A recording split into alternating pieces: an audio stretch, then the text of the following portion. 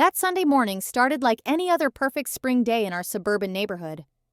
I remember waking up to golden sunlight streaming through my bedroom window, the kind of light that makes you believe good things are coming your way. I was 22 then, still living at home while building my freelance graphic design career. And today felt extra special because my older brother Marcus had just gotten accepted into Harvard Medical School. The whole family was buzzing with excitement about the celebration dinner we had planned for that evening. But there was something strange in the way my parents looked at me during breakfast, like I was somehow separate from their joy. I decided to take my usual bike ride to Riverside Park early, giving myself plenty of time to come back and help prepare for what should have been one of the happiest nights of our lives. Before I tell you what happened next, could you let me know what city you are watching from? And please hit that like button if you have ever felt overlooked by your own family. Because what unfolded that afternoon would shatter everything. I thought I knew about love and loyalty, leaving me to discover a strength I never knew I possessed. Growing up in our picture-perfect colonial house on Maple Street, I always felt like I was living in Marcus's shadow. He was 3 years older, valedictorian of his high school class, captain of the debate team, and now heading to one of the most prestigious medical schools in the country. My father, Dr. James Morrison, was a renowned cardiologist at the city hospital, while my mother, Patricia, held a tenured position as a literature professor at the local university. They moved through their academic and medical circles with an ease that made our dinner conversations feel like intellectual competitions I could never win. My choice to study graphic design at the community college had been met with polite disappointment. While Marcus discussed complex surgical procedures over Sunday brunch, I would quietly eat my pancakes, occasionally sharing updates about logo designs or website projects that seemed trivial in comparison. My parents would nod politely, but I could see their attention drift back to Marcus whenever he spoke. That morning, the kitchen buzzed with an energy I recognized, but had never been the center of. Mom stood at the granite island flipping through her recipe box with the same intensity she brought to grading graduate papers. Dad paced near the coffee maker, already dressed in his best suit despite the early hour, discussing the guest list with Marcus, as if they were planning a state dinner. "The Hendersons will be here by 6:30, Dad said, adjusting his tie. "And your Aunt Carol is driving down from Boston specifically for this." Marcus leaned against the breakfast bar, grinning with the confidence of someone who had never doubted his place in the world. I still cannot believe it. Harvard Medical School. All those years of studying finally paid off. I cleared my throat softly. "Is there anything I can help with for tonight? I could pick up flowers, or maybe design a congratulations banner." Mom barely glanced up from her recipe cards. "Oh, honey, you just go enjoy your day. We have everything under control here. Maybe take one of your bike rides. You know how much you love those Sunday adventures." The dismissal stung more than I wanted to admit. I had been hoping to contribute something meaningful to Marcus's celebration, to feel like a valuable part of our family unit. Instead, I found myself once again relegated to the sidelines, watching from the outside as the people I loved most prepared for a milestone that apparently did not require my presence or input. I finished my orange juice in silence and headed upstairs to change into my cycling clothes. The reflection staring back at me in my bedroom mirror looked tired despite the early hour. My strawberry blonde hair needed a trim, and my green eyes held a sadness I tried to convince myself was just morning grogginess. I pulled on my favorite purple cycling shorts and matching jersey, laced up my white sneakers, and grabbed my helmet from the hook by my door. Downstairs, the planning continued without any acknowledgement of my departure. I walked my bike through the garage, breathing in the familiar scent of motor oil and garden tools, and paused at the end of our driveway. The street stretched out before me, lined with similar houses, where other families were probably having lazy Sunday mornings together, sharing newspapers, and making plans that included everyone. I clipped my helmet under my chin and swung my leg over the seat of my trusty blue mountain bike. The route to Riverside Park was one I had memorized over countless weekend rides, a winding path through tree-lined neighborhoods that eventually opened up to the beautiful trails along the water. Today, I needed the rhythmic motion of pedaling and the fresh air to clear away the growing knot of loneliness in my chest. The ride started exactly as I had planned, with the gentle morning breeze carrying the scent of blooming dogwood trees and the distant sound of church bells marking the late morning hour. I pedaled steadily through the residential streets, waving to neighbors working in their gardens and joggers making their way along the sidewalks. The familiar route always brought me peace, especially when family dynamics left me feeling unsettled. But as I approached the steep hill that led down toward the park entrance, everything changed in a split second that would alter the course of my life forever. I was coasting down the decline, enjoying the rush of speed and the feeling of wind against my face, when a dark green pickup truck suddenly swerved left from the opposite lane without any warning signal or brake lights. Time seemed to slow as I realized the driver had not seen me. I grabbed my handbrakes as hard as I could, but the momentum was too great. My bike wheels locked, and I felt the terrible sensation of losing control as my bicycle skidded sideways across the asphalt. The impact with the concrete curb sent me flying over the handlebars, and I landed hard on the decorative stone border that lined the park entrance. Pain exploded through my right knee as it connected with the sharp edge of a granite marker. I could feel warm liquid spreading down my leg immediately, and when I looked down, I saw blood pooling beneath me at an alarming rate. The pickup truck had stopped about 50 feet ahead, and I could see the driver, a middle-aged man with gray hair, running back toward me with his cell phone already in his hand. "Oh my God, are you okay? I am so sorry I did not see you there," he said, his voice shaking as he knelt beside me. "I am calling 911 right now." I tried to sit up but felt dizzy immediately. The cut on my knee was deeper than anything I'd ever experienced, and I could see it would definitely need stitches. Blood was soaking through my purple cycling shorts, and the white concrete beneath me was starting to look like a crime scene. "Please," I managed to whisper, "can you help me call my parents?" My hands were trembling as I scrolled through my contacts to find Mom's number. Surely when they heard what had happened, they would drop everything and rush to help me. This was a real emergency, not some minor inconvenience that could wait until after their party preparations.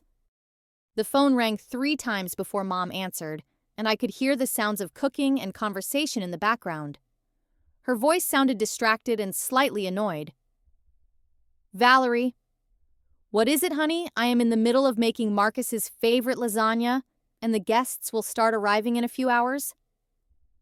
"Mom," I said, trying to keep my voice steady despite the pain shooting through my leg. "I have been in an accident. I am hurt pretty badly, and there is a lot of blood. I think I need to go to the hospital." There was a pause, and I could hear her moving away from what sounded like a crowded kitchen. "Well, can you take care of it yourself? We have been planning this celebration for weeks, and everything needs to be perfect for Marcus. You know how important tonight is for our family." "But Mom, I cannot drive and the ambulance is coming. The cut is really deep and—" "Valerie, I really cannot deal with this right now. You are a grown woman. Call a taxi to the hospital if you need to, but please do not expect us to drop everything when we have responsibilities here. Marcus worked so hard for this moment, and we are not going to let anything ruin it." The line went dead, leaving me staring at my phone in disbelief. The paramedics had arrived and were already examining my wound, asking questions about my pain level and whether I'd lost consciousness. I answered their queries mechanically while my mind tried to process what had just happened. My mother, the woman who used to kiss my scraped knees when I was little, had just told me that my brother's party was more important than my medical emergency. I dialed Dad's number with hands that would not stop shaking. "Valerie." His voice was cheerful and distracted. I could hear laughter and conversation in the background, along with what sounded like a jazz playlist. "What is going on?" "We are just welcoming the first guests, and everyone is so excited to celebrate Marcus." "Dad, I have been in a bike accident. I am bleeding really badly and the paramedics say I need to go to the hospital for stitches. Can you please come? There was another pause during which I could hear him moving to a quieter area. Sweetheart, this really is not a good time. We have been looking forward to this night for months. Cannot you handle this on your own? You are 22 years old after all. Just call an Uber to take you home afterward. But Dad, what if something is seriously wrong? What if I have a concussion or need surgery? You sound fine to me. Besides, did I mention that Marcus got into Harvard Medical School? This is the biggest achievement our family has ever had. I am sure you understand why we cannot leave right now. And just like that, he hung up too. I sat there on the blood-stained concrete surrounded by paramedics and concerned strangers, feeling more alone than I had ever felt in my entire life. The people who were supposed to love me unconditionally had just made it clear that I ranked somewhere below party planning on their list of priorities. The ambulance ride to St. Mary's Hospital passed in a blur of sirens, medical equipment, and paramedics asking me questions I could barely focus on answering. The deeper cut on my knee required immediate attention, and I had lost enough blood to make me lightheaded and nauseous. Every bump in the road sent fresh waves of pain through my injured leg, but the physical discomfort was nothing compared to the emotional devastation of my parents' rejection. At the emergency room, a kind nurse named Janet helped me fill out the paperwork while a doctor cleaned and examined my wound. The diagnosis was exactly what the paramedics had suspected: a deep laceration requiring 15 stitches, plus several smaller cuts and severe bruising. I would need to stay overnight for observation due to the blood loss and potential signs of a mild concussion. Is there someone we can call to come stay with you? Janet asked gently, her gray eyes full of concern. Family members usually want to be here during situations like this. I stared at the white hospital ceiling tiles, feeling tears I had been holding back finally spill over onto my cheeks. My family is celebrating my brother's acceptance to medical school tonight. They said they could not come. The expression that crossed Janet's face told me everything I needed to know about how abnormal this situation was. She squeezed my hand gently and assured me that the hospital staff would take good care of me, but I could see the confusion and sympathy in her eyes. While lying in my hospital bed waiting for the doctor to return with discharge instructions, I made the mistake of checking my social media accounts. My mother had posted a live video on Facebook showing the celebration in full swing.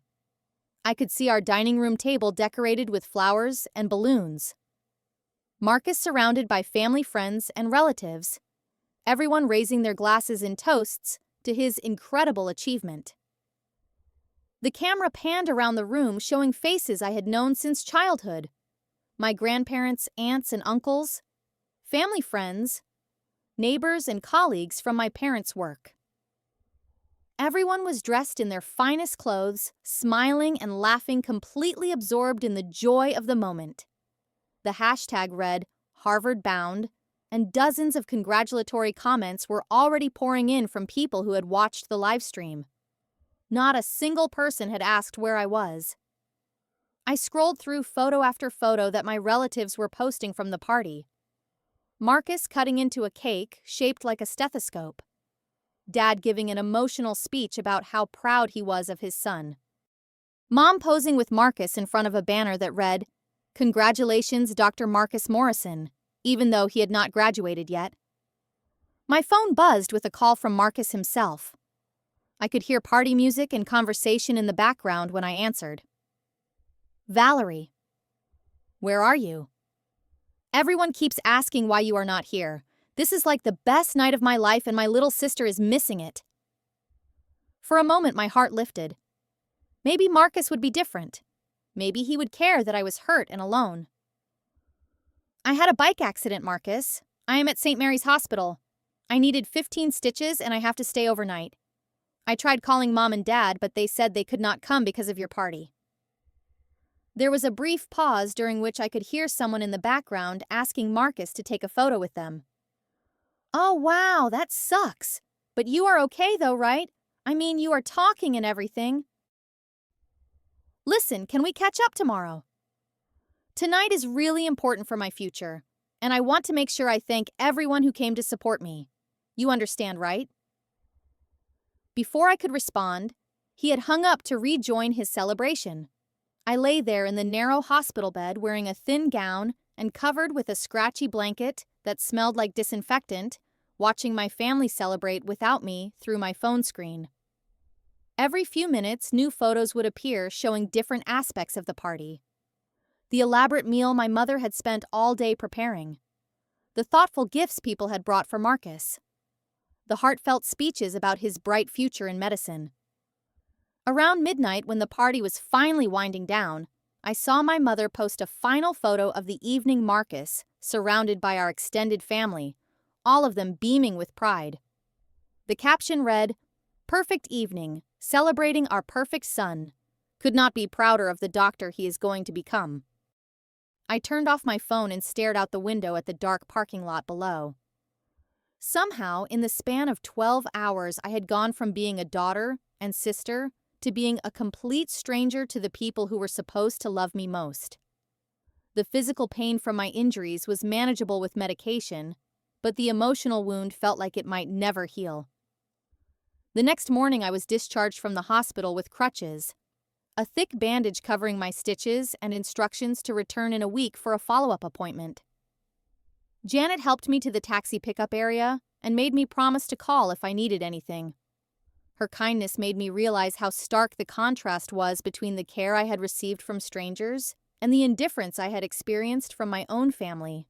As the taxi pulled into our driveway, I could see remnants of the previous night's celebration scattered across our front lawn. Balloons tied to the mailbox fluttered in the morning breeze, and someone had forgotten a congratulations banner draped over the porch railing. The sight made my stomach turn with a mixture of anger and profound sadness. I hobbled through the front door on my crutches to find my parents and Marcus sitting around the breakfast table still in their pajamas, laughing about funny moments from the party while looking through photos on their phones. The kitchen was still a disaster from the elaborate meal preparation, with fancy dishes stacked everywhere and the lingering scent of expensive wine. "Oh, there you are," Mom said without looking up from her coffee. "We wondered when you would get home. How was your little adventure?" The casual dismissal in her tone was like a slap across my face. "My little adventure, Mom? I spent the night in the hospital. I have 15 stitches in my knee and could have had a serious head injury." Dad finally glanced up from his newspaper. "Well, you look fine now. No lasting damage done. And you missed quite a party. Everyone was asking about you, wondering why you were not there to support your brother on such an important night." Marcus nodded enthusiastically. "Yeah, it was incredible. Dr. Peterson from Dad's hospital even came, and he said he would be happy to help me network when I start my residency. This could open so many doors for my career." I stood there leaning on my crutches, wearing the same blood-stained cycling clothes from yesterday, listening to them discuss networking opportunities as if I had not even spoken. The disconnect between their reality and mine was so profound that I felt like I was living in an alternate universe. "Did any of you even consider coming to check on me or calling the hospital to see if I was okay?" I asked, my voice barely above a whisper. Mom finally looked up, and I could see irritation flash across her features. "Valerie, you are being incredibly selfish right now. Your brother has worked his entire life for this moment, and instead of being happy for him, you are trying to make everything about you. We taught you better than that." The accusation hit me like another physical blow. Selfish. For wanting my family to care whether I was alive or dead. For expecting them to prioritize my medical emergency over party planning. For thinking that my well-being might matter as much as Marcus's achievement. Standing there in that familiar kitchen where I had eaten thousands of meals and shared countless family moments, I finally understood with crystal clarity that I was not really part of this family unit. I was an accessory, a supporting character, whose only value came from how well I could celebrate other people's successes while staying quietly in the background. That afternoon, while my parents ran errands and Marcus went out with friends, I called Sarah, my best friend from high school, and asked if I could stay with her for a few days while I figured some things out. I packed a single suitcase with essential items, left a note saying I needed space to think, and walked out of that house knowing that something fundamental had shifted inside me forever. Over the next few weeks, staying in Sarah's spare bedroom, I had time to process what had happened and what it meant for my future. The physical healing was straightforward. Stitches came out, bruises faded, and my mobility returned to normal. But the emotional healing required me to confront some painful truths about the dynamics that had shaped my entire life. I realized that I had been conditioned to accept scraps of attention and affection, to be grateful for any acknowledgement from parents who had made it clear that Marcus was their priority investment. I had spent 22 years trying to earn love that should have been unconditional, competing in a game where the rules guaranteed I could never win. During those quiet evenings in Sarah's apartment, I made a decision that would change everything. I used the money I had saved from freelance design projects to put down a deposit on a small studio apartment across town. I updated my portfolio website, reached out to potential clients, and began building the independent life I had always been too afraid to pursue. The day I moved into my own place, my parents called for the first time since the accident. Not to apologize or ask how I was healing, but to demand that I come home, because they needed help with yard work. And Marcus was too busy with medical school preparation. I looked around my tiny apartment with its secondhand furniture and single window facing the parking lot, and felt more at home than I ever had in that perfect colonial house on Maple Street. I will not be coming back, I told them. I think it is time for me to build my own life. The 3 years that followed were not easy, but they were mine. I threw myself into my design work with a passion and focus I had never experienced before.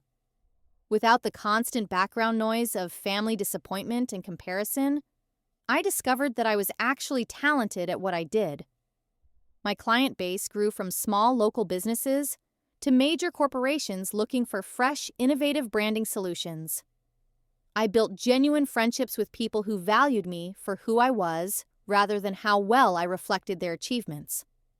I learned to set boundaries, to advocate for myself, to recognize my own worth independent of other people's approval. Most importantly, I learned what healthy love looked like by surrounding myself with people who showed up when it mattered.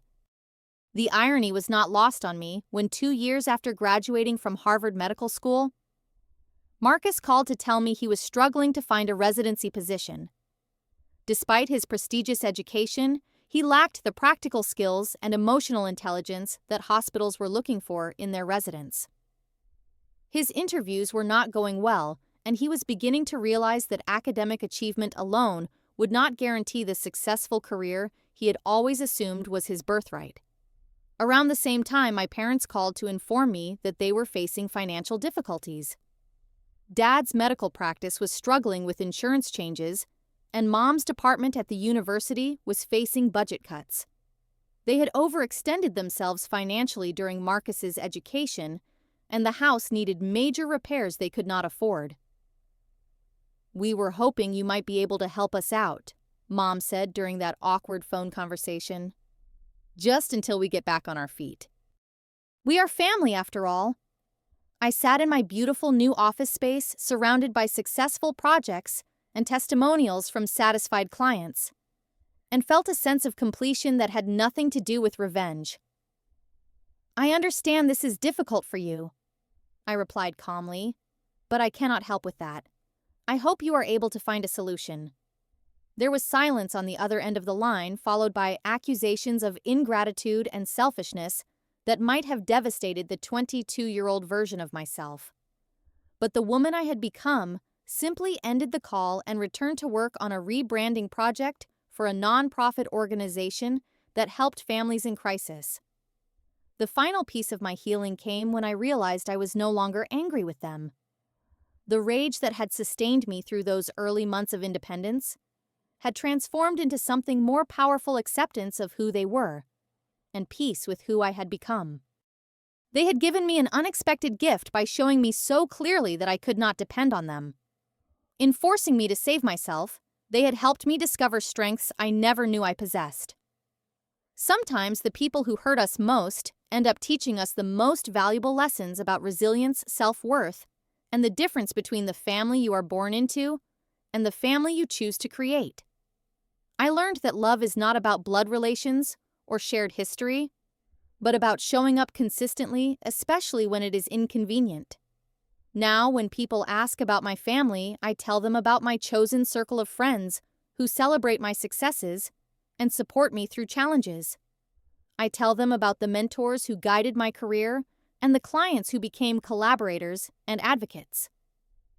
I tell them about the life I built from nothing, powered by the determination that grew from feeling truly alone for the first time. The scar on my knee has faded to a thin white line that I barely notice anymore. But it serves as a reminder of the day I stopped waiting for other people to value me and started valuing myself instead. Sometimes losing everything you thought you wanted is the only way to discover what you actually need.